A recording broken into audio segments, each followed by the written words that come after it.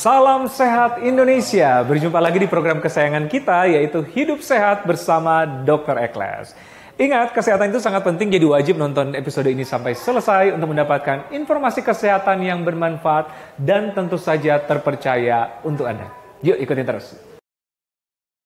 Nah, di segmen kali ini kita akan membahas mengenai kesehatan pembuluh darah dan bebas sumbatan. Ternyata ada ramuan-ramuan herbal yang bermanfaat untuk kesehatan pembuluh darah. Nah, kita tahu bersama pembuluh darah ini sangat penting untuk tubuh kita. Nah, saya tidak sendiri, saya bersama dengan Dr. Mute, MSc, Dokter Herbal Medik. Apa kabar, dokter? Sehat, dok, baik. Ya, kita tahu bersama kan pembuluh darah ini sangat memegang peranan penting di tubuh kita. Sebagai saluran, sebagai jalan mengangkut oksigen, makanan sampai ke sel-sel dan jaringan ya. Betul. Benar nggak sih, dok? Betul banget. Kesehatan pembuluh darah itu penting banget menurut dokter ya? Iya, tentunya kalau misalnya pembuluh darah lancar, kan darah itu ada nutrisi, kemudian dia juga oksigen ya, mengantarkan oksigen juga. Nah itu kalau misalnya sampai tersumbat, tentunya banyak yang dapat penyakit-penyakit yang dapat terjadi. Misalnya contohnya seperti stroke, jantung ya, dan penyakit-penyakit degeneratif gitu, dok. Jadi kita tahu bersama memang benar banget dokter bilang tadi bisa mengakibatkan stroke kalau tersumbat ya. Betul. Dan mestinya idealnya tidak ada sumbatan. Iya, betul. Supaya darah yang dialurkan, kita tahu bersama darah ada kayak akan nutrisi sama oksigen ya. Betul. Untuk makanan sel-sel ini bisa ada makanan otomatis untuk sel-sel untuk kehidupan ya. Agar selnya tetap sehat ya, dok, dan dapat regenerasi atau dapat diperbaiki ya sel-selnya kalau sudah tercukupi dari nutrisi dan oksigennya. Iya, dan yang paling kita tahu bersama yang bisa terjadi karena penyumbatan adalah stroke. Iya, paling sering stroke, serangan jantung ya, dok ya. Jantung. Penyakit-penyakit degeneratif. Setuju banget. Nah, karena pentingnya hal ini, kita akan memberitahu atau menginformasikan ke pemirsa ternyata ada bahan-bahan herbal yang bermanfaat untuk kesehatan pembuluh darah. Betul. Kita akan meraciknya untuk Anda. Silakan dokter, yang pertama apa dulu? Iya, kita menggunakan bahan-bahan yang mudah, dok, yang dapat dijumpai di dapur kita gitu ya. Nah, salah satunya ini ketumbar. Nah, ketumbar. Kita pilih ketumbar dengan kualitas bagus ya, dok ya, dengan warna yang tidak terlalu putih. Nah, ketumbar ini sangat lengkap kandungan zat aktifnya seperti flavonoid ya, dok. Dia berfungsi sebagai antioksidan, dapat melenturkan pembuluh darah. Kemudian juga kaya kandungan vitamin A, vitamin E, vitamin C, kalium. Nah, sehingga dia dapat mengurangi dari kadar kolesterol dalam darah, dok. Oke. Iya. Dan cara membuatnya sangat mudah ya, dok. Kita rebus air 700 ml. Kemudian kita gunakan ketumbar yang sudah dicuci ya, dok, tentunya. Kita masukkan 2 sendok makan, dok. Jadi 2 sendok makan. Iya, 2 sendok makan ketumbar kita rebus di dalam 700 ml air, dok. Kita rebus selama 10-15 menit dan kita dapat mengkonsumsi ini seminggu 3 kali. Seminggu 3 kali. Betul. Jadi ini untuk kan preventif ya. Betul. Jadi bisa diminum seterusnya, terus menerus. Boleh. Oke. Berarti simpel banget ya, dok. Ya, hanya direbus. Direbus dengan 700 ml air, dikonsumsi selama 3 kali dalam seminggu. 3 kali dalam seminggu, dan ini untuk pencegahan. Jadi bisa diminum seterusnya. Adakah orang-orang yang tidak boleh mengkonsumsi ini, dok? Ya, jadi sebetulnya manfaatnya sangat banyak ya, dok. Untuk anti diabetes, anti hipertensi gitu ya, menurunkan kolesterol, bagus untuk kesehatan jantung. Jadi sebetulnya siapapun bisa mengkonsumsinya. Hanya saja memang penelitian untuk ibu hamil dan ibu menyusui masih sangat terbatas. Jadi hati-hati pada 2 kondisi tersebut. 2 kondisi tersebut. Betul. Nah, karena ikannya ini udah masak nih, dok. Ya. Jadi pemirsa sangat simpel, hanya 2 sendok makan. Ya, 2 sendok makan direbus di dalam 700 ml air ya, dok ya. Nah, ini dikonsumsi 3 kali dalam seminggu. Ya. Bagi penderita mah aman ya? Bagi penderita mah aman. Jadi tidak ada efek sampai ke lambung ya. Ya. Untuk orang-orang yang suka manis boleh ditambahkan madu, dok. Oke, tergantung seleranya ya? Iya, tergantung seleranya. Oke, dari baunya, bau ketumbar ya, dok? Ya. Agak langu ya, dok? Ya, sambil saya icip dikit ya. Agak ini ya, tawar ya. Betul. Rasanya ya. Berarti bagi pemirsa yang suka ada manis-manis sedikit, bisa tambahin madu. Betul, boleh tambahkan madu. Oke. Ya. Nah, ini ramuan pertama, dokter. Ya, sekarang ramuan kedua. Ya, ramuan pertama tadi kita direbus. Nah, ramuan kedua boleh kita menggunakan bawang putih, dok. 1 siung bawang putih, paling bagus memang dikonsumsi secara segar. Digeprek atau dikunyah gitu. Oh, jadi digeprek atau dikunyah langsung? Iya, dikunyah langsung. Jadi tidak langsung ditelan ya, dok, karena nanti zat aktifnya tidak bekerja.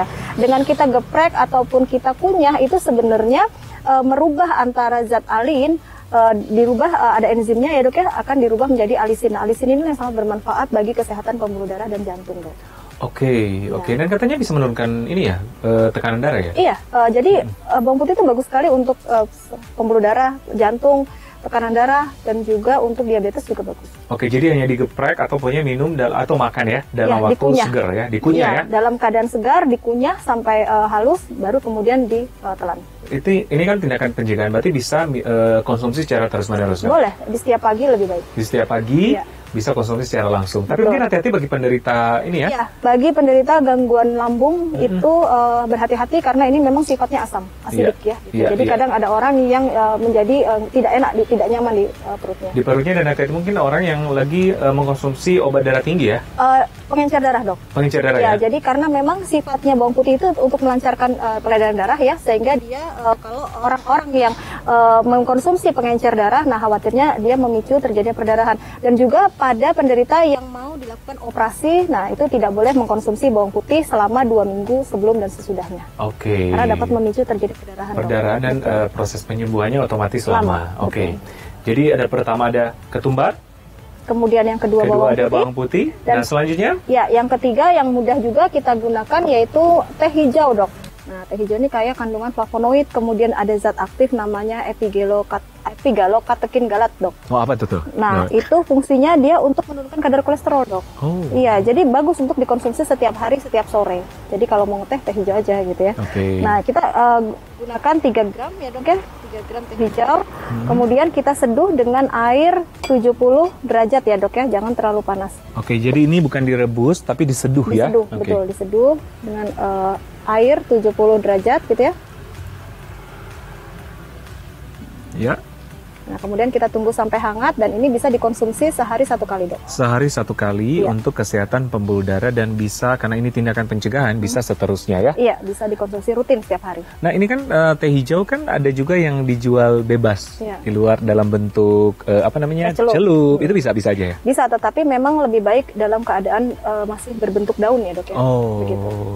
Karena kalau dalam bentuk yang sudah diolah, udah melalui mungkin proses pengolahan beberapa tahap ya? Betul. Oke, nah ini 1 kali sehari. Ada kontraindikasi atau orang-orang yang tidak bisa mengkonsumsi ini, Dok? Iya, jadi karena memang teh itu juga mengandung kafein ya, walaupun sedikit. Nah, itu penderita khusus buat orang-orang yang menderita gangguan lambung.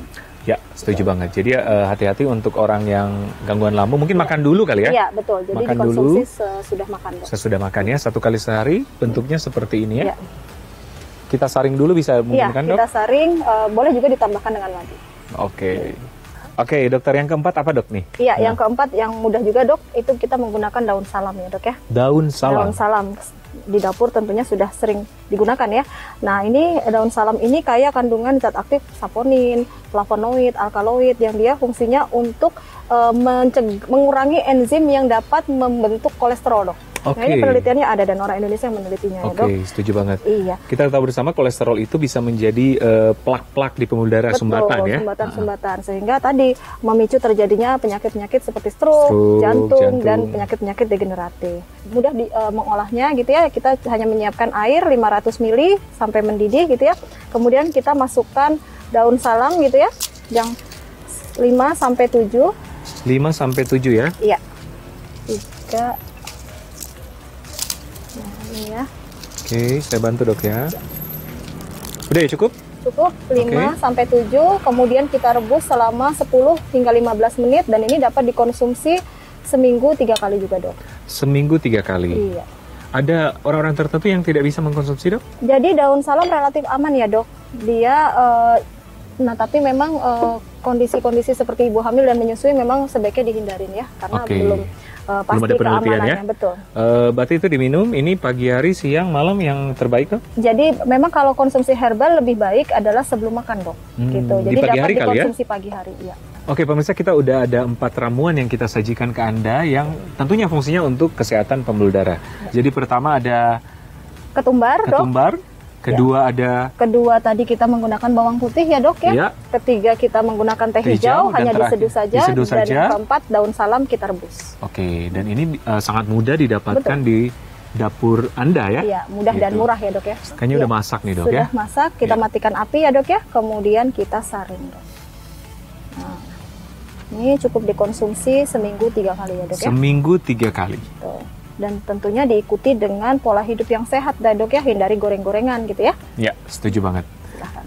Oke, ini bisa apa namanya, diseduh dengan, kalau ada yang mau manis, madu dan Boleh sebagainya. ditambahkan madu, Dok. Ya memang bau daun salam ya dokter ya. Saya sambil ini. Oke, rasanya agak tawar-tawar dikit. Ya. Ya, jadi kalau mau manis bisa dicampur dengan madu. Ya. Ya, oke. Terima kasih dokter. Ya, sama-sama, Dok. Sehat selalu ya. Ya, terima kasih. Nah pemirsa, itu ada 4 ramuan yang kita sajikan ke Anda untuk kesehatan pembuluh darah. Bisa Anda praktekkan di rumah. Nah, saat lagi tetap bersama kami di Hidup Sehat bersama Dr. Ekles.